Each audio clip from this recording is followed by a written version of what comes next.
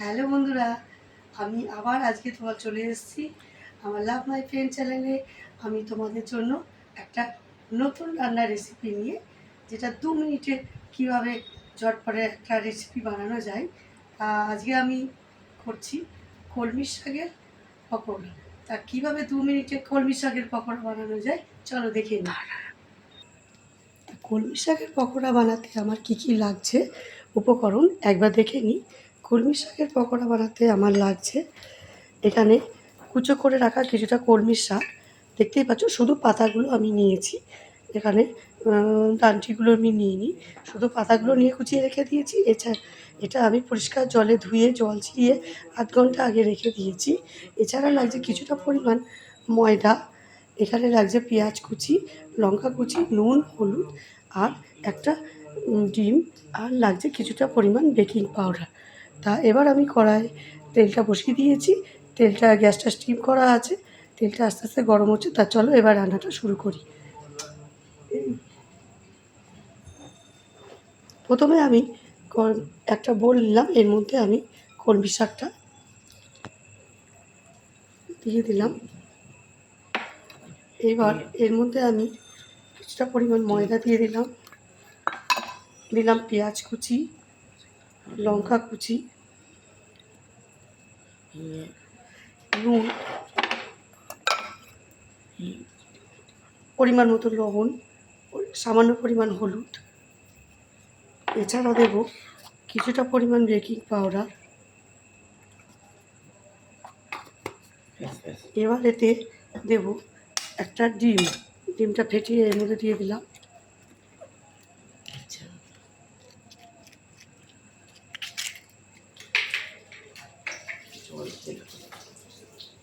এবার এটা আমি ম্যারিনেট করে নেব।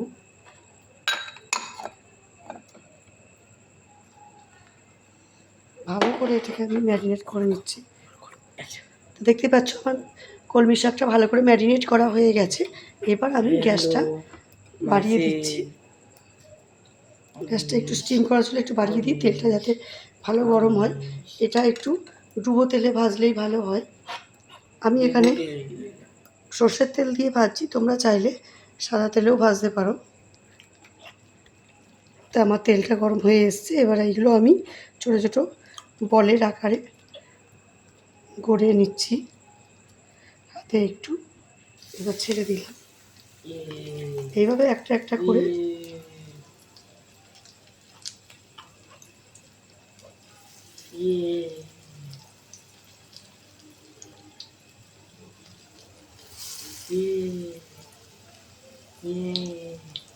এটা খুবই ঘরোয়া উপকরণ দিয়ে তৈরি করা হয়, খুব একটা টাইমও বেশি লাগে না, কিন্তু খেতে খুবই সুস্বাদু। গরম গরম ভাতের সঙ্গে এটা খেতে খুবই ভালো লাগে।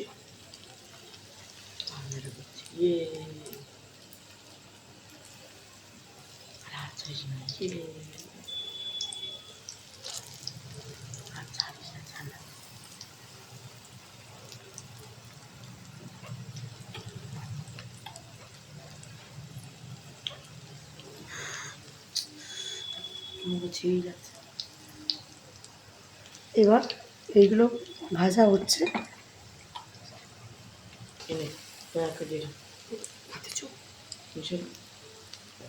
এবার আমার পকোড়াগুলো এক পিঠ ভাজা হয়ে গেছে, আমি এগুলো আস্তে আস্তে উল্টে দেবো।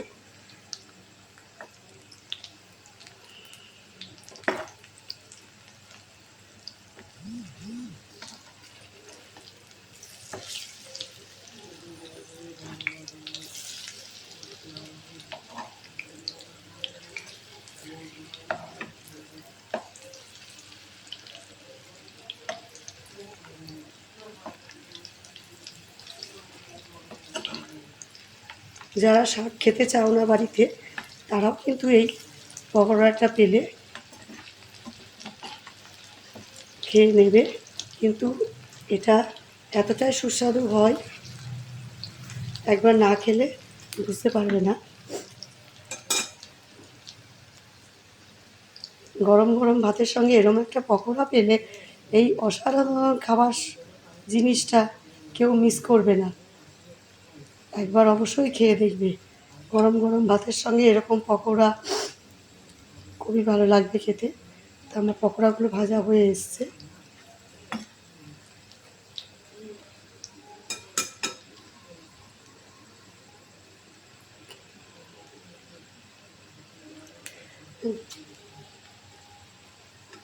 এবার আমি একে একে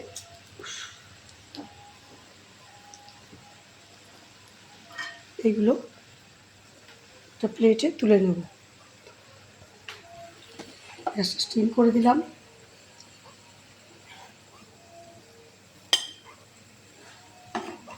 তা বন্ধুরা দেখতেই পেলে কম সময়ে কিভাবে আমি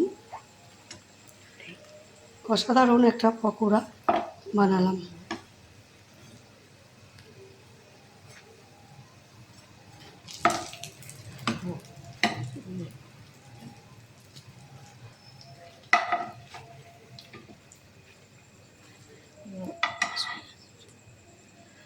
বল।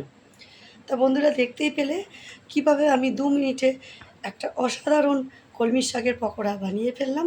তা এই পকোড়াটা খেতে কেমন হয়েছে এবার খেয়ে আমাকে অবশ্যই বলবে কমেন্ট বক্সে কমেন্ট করে। আর প্লিজ প্লিজ আমাকে লাইক শেয়ার অ্যান্ড সাবস্ক্রাইব করো।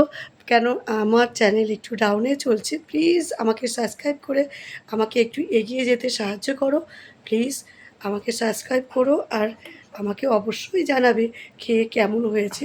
নিজেরা খাও, বাড়িতে ছোট বড় সবাইকে খাওয়াও, খেয়ে আমাকে জানাবে।